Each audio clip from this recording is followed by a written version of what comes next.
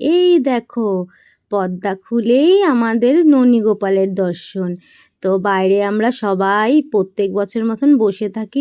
12টার পর ননী গোপাল যখন জন্ম নেয় আমরা দরজা খুলে ভেতরে আসি। তো এই বছরও সেরকমই হলো। তো সবাইকে একটা ছোট্ট মিনি ভিডিওতে স্বাগত। তো আজকের ভিডিওতে হতে চলেছে আমাদের গোপু সোনাকে নিয়ে। তো কেউ কিন্তু মিস করবে না, সবাই কিন্তু দেখবে আর ভালোবেসে গোপুকে একটা লাইক করে দিয়ে যাবে। এই দেখো বরমশাই ইয়ার্কি করে আবার আমার ভিডিও করছে। আমি বলছি আমার ভিডিও না করে গোপু সোনার ভিডিও করো। এই দেখো মা কাসর বাজাচ্ছে, ও বলছে আমি আছি কি করে বুঝবে সবাই, আমারও একটা ছোট্ট করে ক্লিপ নিয়ে নিয়ে বললাম নিয়ে নাও। আজকে হচ্ছে আনন্দর দিন। এই দেখো আমরা ছাদে চলে আসলাম গোপুকে নিয়ে স্নান করাতে। প্রথমেই মা স্নান করাচ্ছে গোপু সোনাকে শঙ্খ দিয়ে।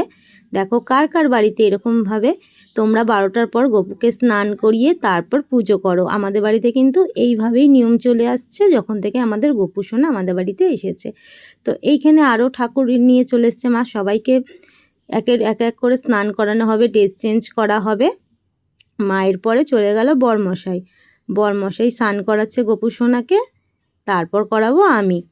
এই দেখো বরমশাই কি সুন্দর ঘন্টি বাজিয়ে স্নান করাচ্ছে গোপু সোনাকে, দেখেও আনন্দ পেলাম। যাক একটু তো সুবুদ্ধি হয়েছে। এই দেখো কি সুন্দর স্নান করাচ্ছে বলো, সত্যি কথা কি ভালো লাগছে দেখে, মন ভরিয়ে যায়। আজকের দিনটা গোপালের মুখে একটা অন্যরকমই হাসি থাকে, তাই না? এই দেখো মা এদিকে কাসর বাজাচ্ছে, ভালো করে স্নান করাও। আমি বলছি তাড়াতাড়ি করাও, গোপুর না ঠান্ডা লেগে যায়। এইদিকে বাবু আছে, বাবা আছে, সবাই আছে, সবাই মিলে আমাদের পরিবারের সবাই মিলেই আমরা গোপু সোনাকে স্নান করাতে ছাদে নিয়ে আসি প্রত্যেক বছরের মতো। এই দেখো ফুল দিয়ে দিল, চন্দন দিয়ে দিল। মা বলছে একটু মধু মুখে দাও, সবে সবে হয়েছে, একটু মধু খাক, মিষ্টি মিষ্টি কথা বলবে, শুনতে ভালো লাগবে। তো এই দেখো ওর স্নানের পরে আমি চলে গেলাম স্নান করাতে, আমি করাচ্ছি।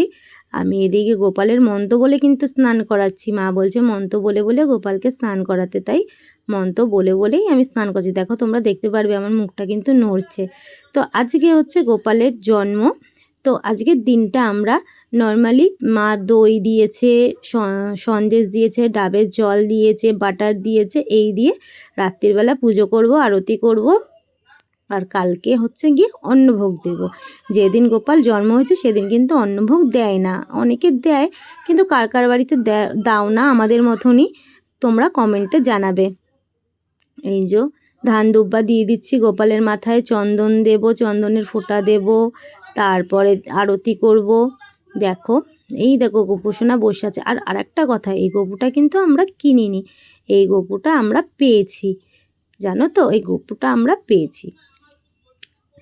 এই দেখো আরতি করে নিচ্ছি। একজন আমাদের এই গোপুটা দিয়েছিল, সে আর নেয়নি, সে মারা গেছে, সে আর নিতেই পারেনি। তো ভিডিওটা ভালো লাগলে কিন্তু লাইক করবে গোপু সোনার জন্য। গোপু সোনাকে কেমন লাগছে সেটাও বলবে। লাস্টের ছেলেকে দিয়ে স্নান করিয়ে নিলাম। এবার গোপু সোনাকে তুলে জামা পরাবো, নতুন জামা পরাবো, সাজাবো। এদিকে বর ভিডিও করছে, বলছে সুন্দর করে গোপু সোনাকে হাতে নাও। এই দেখো স্নান করিয়ে ড্রেস চেঞ্জ করে ঘরে এসে পড়েছি। এবার গোপুকে আরতি করছি, পুজো করছি। এখন বাজে রাত্রির প্রায় 2টো। 12টার পর স্নান করাতে সব কিছু গুছোতে আমাদের প্রত্যেক বছর এরকমই 1টা 2টো 3টে বেজে যায়। ঘুমোতে প্রায় 4টে বাজবে, 4টের সময় গিয়ে ঘুমোবো। প্রত্যেক বছরই একই নিয়ম, একই সময়, আর কি করব।